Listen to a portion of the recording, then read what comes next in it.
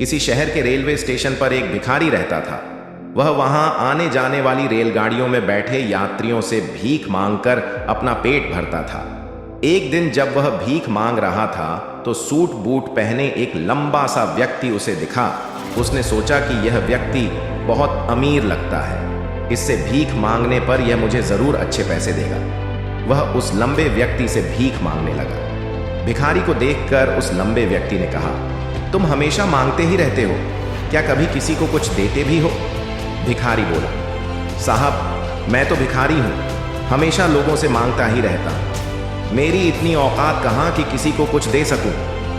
लंबा व्यक्ति बोला, जब किसी को कुछ दे नहीं सकते तो तुम्हें मांगने का भी कोई हक नहीं है। मैं एक व्यापारी हूं और लेन देन में ही विश्वास करता हूं। अगर तुम्हारे पास मुझे कुछ देने को हो तभी मैं तुम्हें बदले में कुछ दे सकता हूं।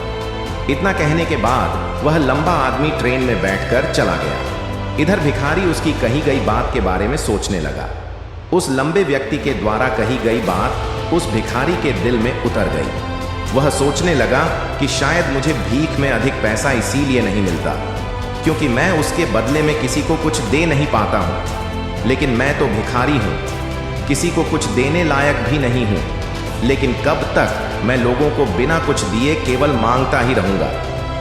बहुत सोचने के बाद उस भिखारी ने निर्णय किया कि जो भी व्यक्ति उसे भीख देगा उसके बदले में वह भी उस व्यक्ति को कुछ जरूर देगा। लेकिन अब उसके दिमाग में यह प्रश्न चल रहा था कि वह खुद भिखारी है तो भीख के बदले में वह दूसरों को क्या दे सकता है। इस बात को सोचते हुए 2 दिन हो गए, लेकिन उसे अपने प्रश्न का कोई उत्तर नहीं मिला था। तीसरे दिन जब वह स्टेशन के पास बैठा हुआ था तभी उसकी नजर कुछ फूलों पर पड़ी जो स्टेशन के आसपास के पौधों पर खिल रहे थे। उसने सोचा, क्यों ना मैं लोगों को भीख के बदले कुछ फूल दे दिया करूं। उसको अपना यह विचार अच्छा लगा और उसने वहां से कुछ फूल तोड़ लिए। अब वह ट्रेन में भीख मांगने पहुंचा। अब जब भी कोई उसे भीख देता तो उसके बदले में वह भीख देने वाले को कुछ फूल दे देता। उन फूलों को लोग खुश होकर अपने पास रख लेते थे। अब भिखारी रोज फूल तोड़ता और भीख के बदले में उन फूलों को लोगों में बांट देता था। कुछ ही दिनों में उसने महसूस किया कि अब उसे बहुत अधिक लोग भीख देने लगे हैं। वह स्टेशन के पास के सभी फूलों को तोड़ लाता था। जब तक उसके पास फूल रहते थे तब तक उसे बहुत से लोग भीख देते थे, लेकिन जब फूल बांटते बांटते खत्म हो जाते तो उसे भीख भी नहीं मिलती थी। अब रोज ऐसा ही चलता रहा। एक दिन जब वह भीख मांग रहा था तो उसने देखा कि वही लंबा व्यक्ति ट्रेन में बैठा है जिसकी वजह से उसे भीख के बदले फूल देने की प्रेरणा मिली थी। वह तुरंत उस व्यक्ति के पास पहुंच गया और भीख मांगते हुए बोला, आज मेरे पास आपको देने के लिए कुछ फूल है, आप मुझे भीख दीजिए तो बदले में मैं आपको कुछ फूल दूंगा। उस लंबे व्यक्ति ने उसे भीख के रूप में कुछ पैसे दे दिए और भिखारी ने कुछ फूल उसे दे दिए। उस लंबे व्यक्ति को बात बहुत पसंद आई।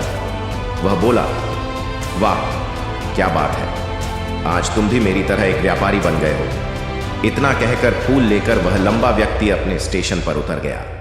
लेकिन उस लंबे व्यक्ति द्वारा कही गई बात एक बार फिर से उस भिखारी के दिल में उतर गई। वह बार बार उस लंबे व्यक्ति के द्वारा कही गई बात के बारे में सोचने लगा और बहुत खुश होने लगा। उसकी आंखें अब चमकने लगी। उसे लगने लगा कि अब उसके हाथ सफलता की वह चाबी लग गई है जिसके द्वारा वह अपने जीवन को बदल सकता है। वह तुरंत ट्रेन से नीचे उतरा और उत्साहित होकर बहुत तेज आवाज में ऊपर आसमान की तरफ देखकर बोला, मैं भिखारी नहीं हूं, मैं तो एक व्यापारी हूं, मैं भी अमीर बन सकता हूं। लोगों ने उसे देखा तो सोचा कि शायद यह भिखारी पागल हो गया है और अगले दिन से वह भिखारी उस स्टेशन पर फिर कभी नहीं दिखा। लेकिन 6 महीने बाद इसी स्टेशन पर 2 व्यक्ति सूट बूट पहने हुए यात्रा कर रहे थे। दोनों ने एक दूसरे को देखा तो उनमें से एक ने दूसरे से हाथ मिलाया और कहा, क्या आपने मुझे पहचाना? दूसरा व्यक्ति बोला, नहीं, क्योंकि मेरे हिसाब से हम लोग पहली बार मिल रहे हैं। पहला व्यक्ति बोला, नहीं, आप याद कीजिए, हम पहली बार नहीं बल्कि तीसरी बार मिल रहे हैं। दूसरा व्यक्ति बोला, मुझे याद नहीं, वैसे हम पहले 2 बार कब में थे? अब पहला व्यक्ति मुस्कुराया और बोला, हम पहले भी 2 बार इसी ट्रेन में मिले थे।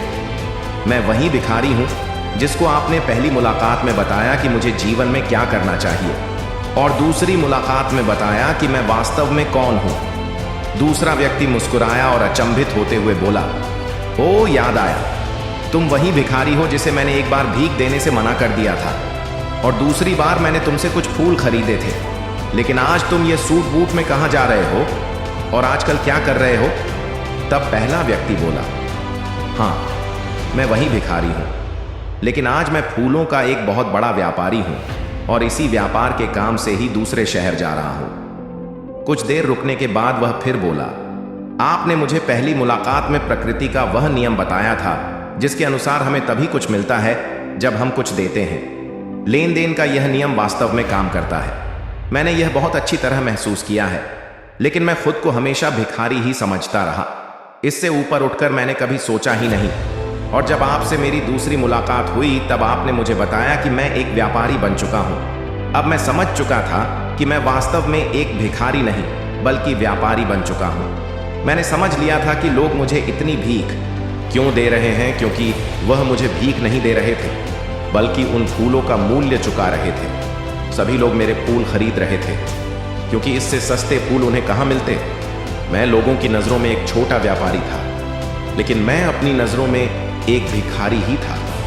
आपके बताने पर मुझे समझ आ गया कि मैं एक छोटा व्यापारी हूँ। मैंने ट्रेन में फूल बांटने से जो पैसे इकट्ठे किए थे उनसे बहुत से फूल खरीदे और फूलों का व्यापारी बन गया।